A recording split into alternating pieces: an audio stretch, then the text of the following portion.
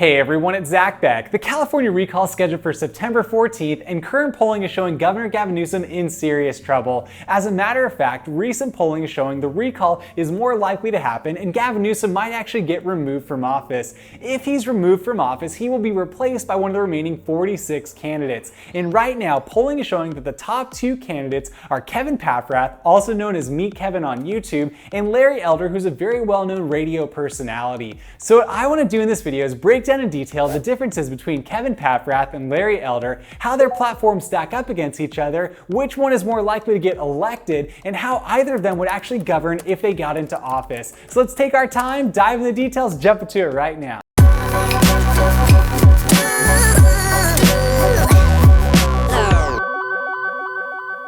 As previously mentioned, current governor of California, Gavin Newsom, is facing a recall. Now you might be saying to yourself, well Zach, how does someone get removed from office in California? I'll explain it very briefly right now. The way it works is that in our current system, elected officials can be removed or recalled from office if enough signatures are gathered against that individual, and then a question gets placed onto the ballot asking whether or not voters would like to remove that person, and if they want to remove that person, who they would like to replace them with. It's a fairly simple process, and what happened is over the course of the pandemic, Gavin Newsom made a number of errors, but also a number of perceived issues that came up. One of the most telling things that he did is while he told people to socially distance and wear masks and not gather together, what he actually did last summer was he actually went out to French Laundry with political lobbyists and had dinner with them without masks, without socially distancing, and doing it at a very wealthy, expensive restaurant, which showcased a bit of hypocrisy on his end. And from that moment when he actually did this, we saw individuals who were willing to sign the recall petitions go skyrocket.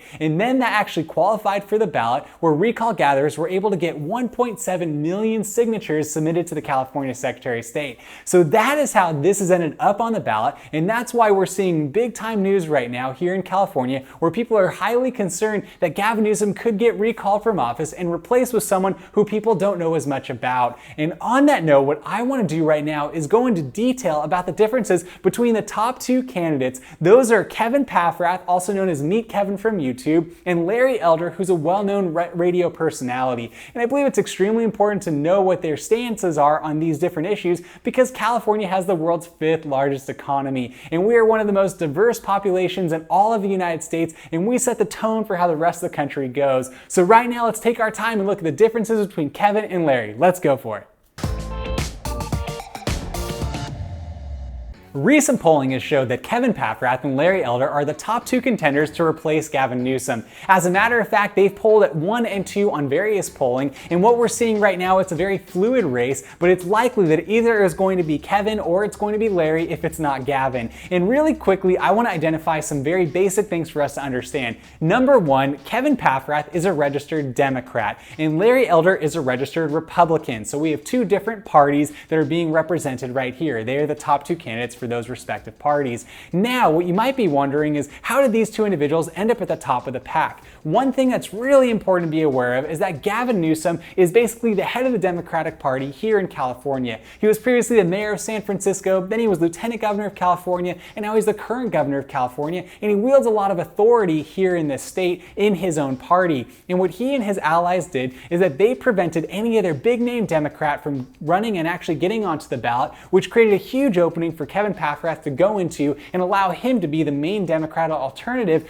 to Gavin Newsom. Furthermore, what we're seeing is on the Republican side, they fielded that with a number of candidates, ranging from John Cox to Kevin Kiley. Kevin Faulconer is the former mayor of actually San Diego, and even Caitlyn Jenner. But with all the different Republican alternatives, it wasn't until the last minute when Larry Elder decided to file to run for governor that he consolidated a lot of the support around him.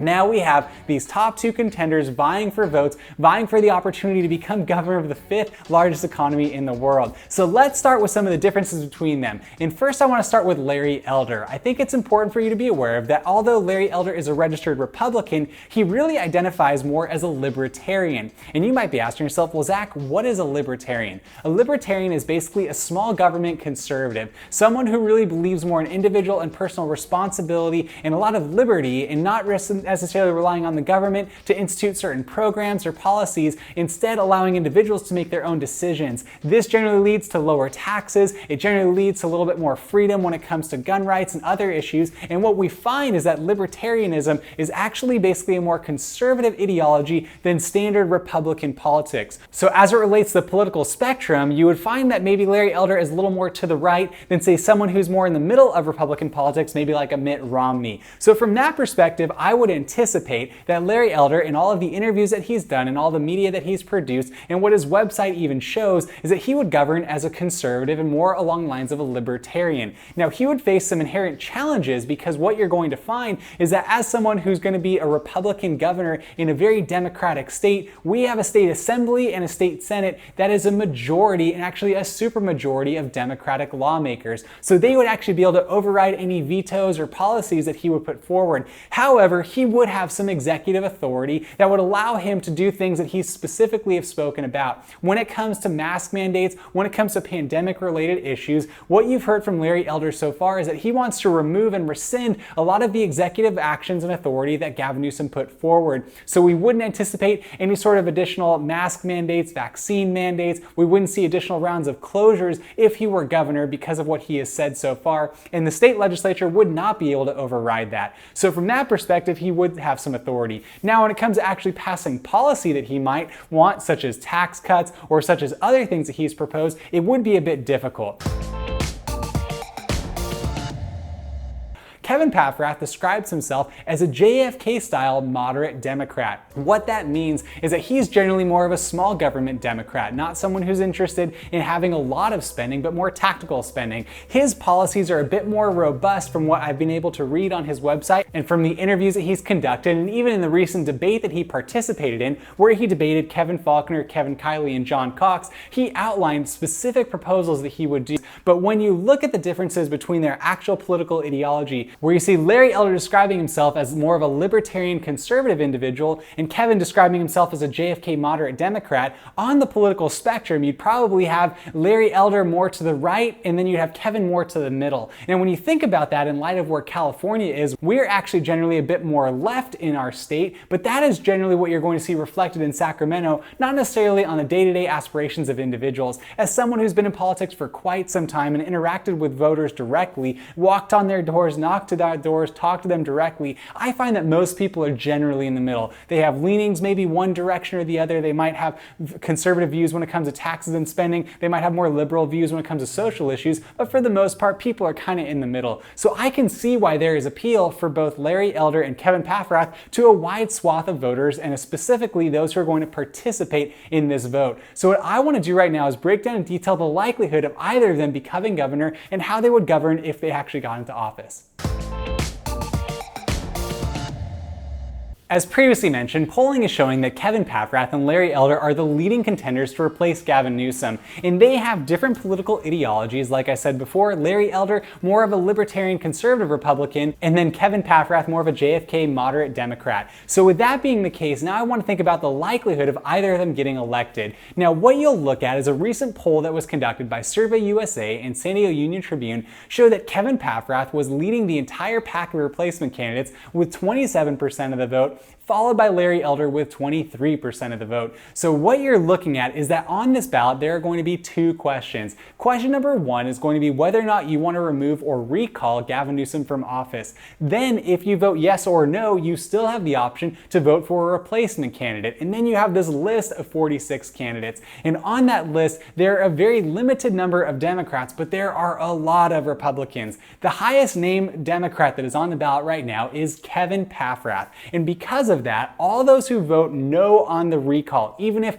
you are someone who does support Gavin Newsom and you vote no on the recall, you still need to have an option to have a candidate that can be a backup. And right now, if individuals direct their votes towards the most prominent Democrat, it is likely that you would see Kevin Paffrath picking up a majority of those votes. Now, to their credit, Gavin Newsom and his team of individuals have tried to dissuade voters from doing that, actually telling them to vote no on the recall and not even answer the second question, which actually blows my mind, irrespective of whether or not you're someone who's in politics. I'm not someone who's very partisan myself, but quite frankly, when someone's telling you not to vote on a certain question, that to me does not sit very well, because I believe we need to have a robust democracy where everyone can voice their vote and allow their voice to be heard and their opinion to be heard that reflects their values, not just leaving a question blank. I think that is a bad thing to do. So from that perspective, I highly disagree with what Gavin Newsom is doing from a philosophical perspective, but I understand why he's trying to do it from a political perspective, because he wants to block Kevin from getting elected. Now, when you look at what's happening with Larry Elder, polling has actually showed that he has been in the lead in certain polls, almost having a double-digit lead over Kevin Paffrath in one poll.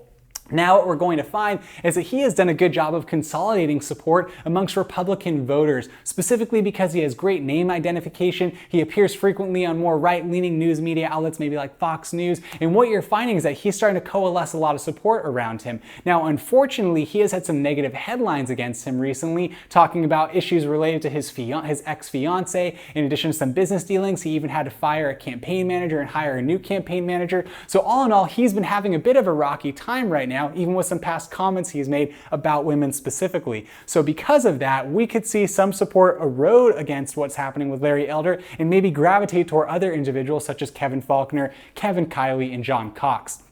Now, I'm not going to get as much in depth between those three candidates and even Caitlyn Jenner because they're not really polling that well, but you're going to see the likelihood right now is it's basically between Larry Elder and Kevin Paffrath. All right, so now let's talk about how either of these individuals would potentially govern if they became governor. And I think it's important to be aware of because right now this is a special election. And right now Gavin Newsom's term is actually set to expire in 2022, meaning that if someone were to replace him in the recall election, whether that's Kevin Paffrath, Larry Elder, or someone else who we might not anticipate replacing him, what we would find is that they would only be in office for 1 year before they would be required to run for re-election. And because of that, there's a very interesting dynamic that could be at play once again when you factor in our voter registration here in the state of California. This gives a significant advantage to Kevin Paffrath as a Democrat because if he were to get elected in the recall election, he would be running in a Democratic primary and then ultimately in a general election as a registered Democrat. And because of that, the likelihood of him being able to actually get into office and retain his position is much more likely than, let's say, if Larry Elder or a different Republican got into office. Now, it's not to say it couldn't happen, because if Larry Elder were to get in there and do a great job, he might actually get rewarded by voters and being replaced. It's not uncommon for Republican governors to be governing Democratic states. This is currently happening in Massachusetts and Maryland, and we find that those governors are actually relatively well liked in those different states. But what I would say is that the likelihood in the 2022 election is that whoever the Democratic nominee is, whoever the top Democratic candidate is, if it's either a sitting governor, Gavin Newsom, or another sitting governor, Kevin Paffrath, or a different candidate altogether, they are more likely to win than a Republican. And this is reflected in the 2018 election when Gavin Newsom won by historical margins against John Cox. It's really not necessarily the differences between how dynamic a candidate is, it's really a matter of how the voter registration is set up in our state. So that's something just to be aware of. I'm not telling you need to vote in one direction or the other because of this. I'm just saying that's kind of the way things are situated right now in California, and it's really interesting to think through the implications for everyday life. Because obviously, I know I'm talking right now deeply about politics and how things shape up, but at the end of the day, what is really important is whether or not if this person is a Democrat or a Republican, that they are representing your interests, your values, and what you believe is best for our state. So I just want to encourage you that whether you're going to vote for Kevin Paffrath, whether you're going to vote for Larry Elder, you're going to vote for Kevin Kiley, if you're going to go for the recall, if you're going to vote against the recall, it doesn't really matter to me. What I want to encourage you to do is to vote. Make sure that you vote, that you exercise your right, that you get your opportunity to share your opinion with the governor of California right now about what you think he's doing in his job, but also who you'd want to take over if he is taken out of office. Now, this is your opportunity to do so. I want to encourage you to vote. Try to encourage your friends and family members here in California to vote, because historically in recall special elections, people aren't as likely to turn out. And if we have low voter turnout, that generally does not do well for most individuals. We want more representation and more participation. So from that perspective, I should encourage you to participate in this upcoming election. It's very important. It's historic, and it'll be making significant global headlines if we see Gavin Newsom get recalled from office.